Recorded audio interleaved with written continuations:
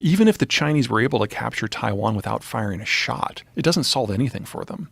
They're still food importers. They're still dependent on the United States. They're still energy importers. And even if they take every single one of those semiconductor fab facilities intact, they don't know how to operate them because they can't operate their own. And their own are among the worst in the world, not the best. Whew.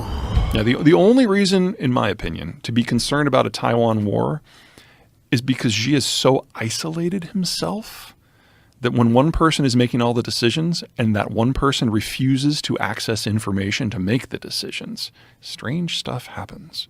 And when you say refuses to access, what do you mean by that? He does not have normal information flows anymore. Like even at the height of the Trump administration, when Trump was basically isolated himself from the entire intelligence community, he was still getting the daily briefing. There was still information being put in front of him.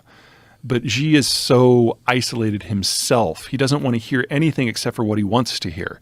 And since no one knows what the status of the conversation with the voices in his head in on any given day, no one wants to bring him anything unless they're ordered to. How do we know this about him? Because there's no one to listen to anymore. That's one of the fun things about Russia versus China right now is that the Russian information security is so poor that American intelligence is literally listening in on everything. But in China, we can hear into the office, but there are no conversations happening. What do you mean by that?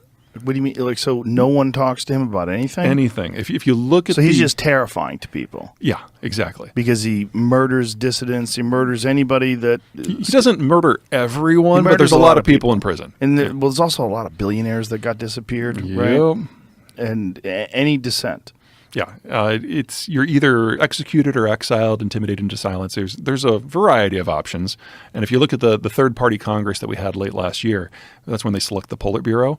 Everyone on the Politburo now is a personal flunky. There is no one from a different faction. There is no one that has a history of being competent. Whew. And what is their plan? The Chinese? Yeah, do we have any idea of what their plan to get out of this is? Nationalism. If you know that the economic situation is going to go to pot, then you have a couple of options. Option one is you try to cut a deal with a country that can help you out, but the only country that could do that is the United States. And the sort of strategic surrender that the Americans would require is not something that the Chinese would accept. So think about Germany in 1946. That's the scale of support and control that the Americans would insist upon for giving the Chinese a lease on life. But if you go with nationalism, give people a non-economic reason to support the state. So even if you lose your job, even if you can't feed your family, I'm Chinese, I'm Han, that's enough. That has been the strategy for the last couple of years. Will it be enough to preserve the CCP? Too soon to know.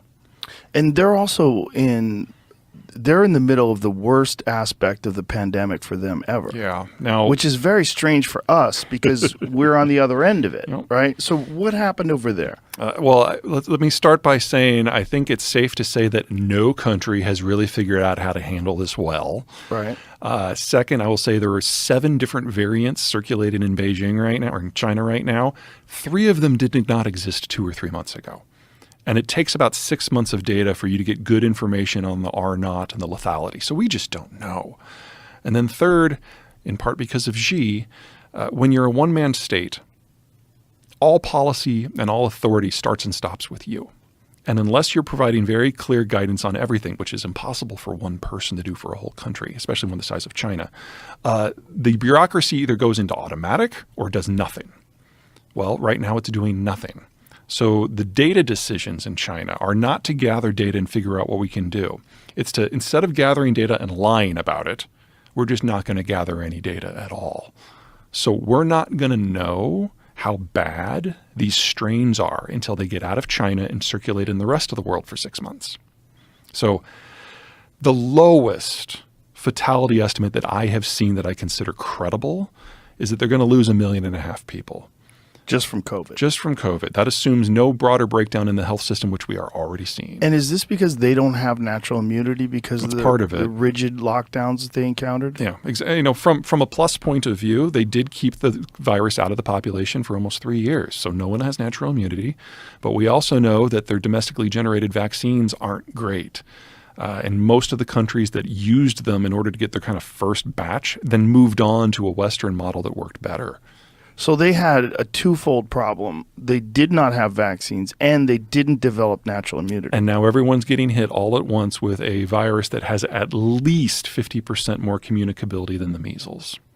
And their overall health is worse than ours. Diabetes as a percentage of the population is higher. They don't have a critical care system like we have. And their hospitals are really their only line of defense. They don't have a clinic and a doctor system in the towns like we do. And what about nutrition education and the understanding of... Yeah, it's...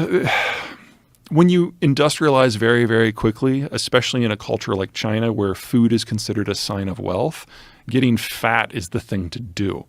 So we've got a lot of diabetes, a lot of hypertension, a lot of overweight people, and over 2/3 of the population lives in a metro region and their air quality sucks too. So we're kind of seeing like the worst aspects of the Indian system and the American system all in one. So obviously the United States government is aware of all these things, correct? Well, let's not oversell it, but broadly.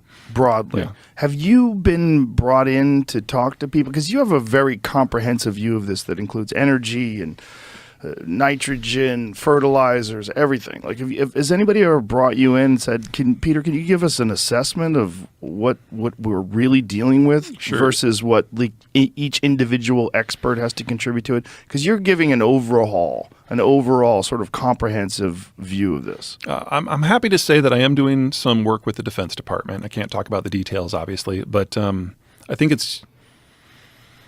it's good to give credit where it's due. One of the many, many things about the war on terror that reshaped the U.S. government is that we focus all of our intelligence apparatus on supporting the troops, which is reasonable.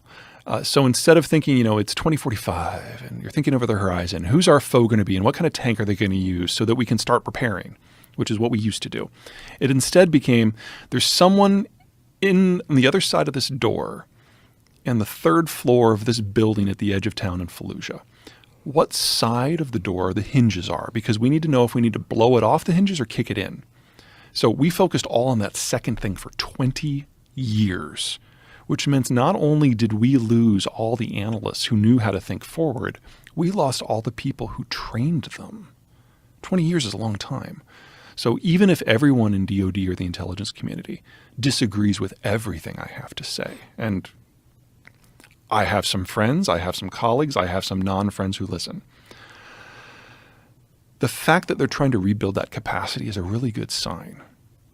And the fact that they started rebuilding that capacity so soon after the war on terror ended means that they recognize the hole in the system.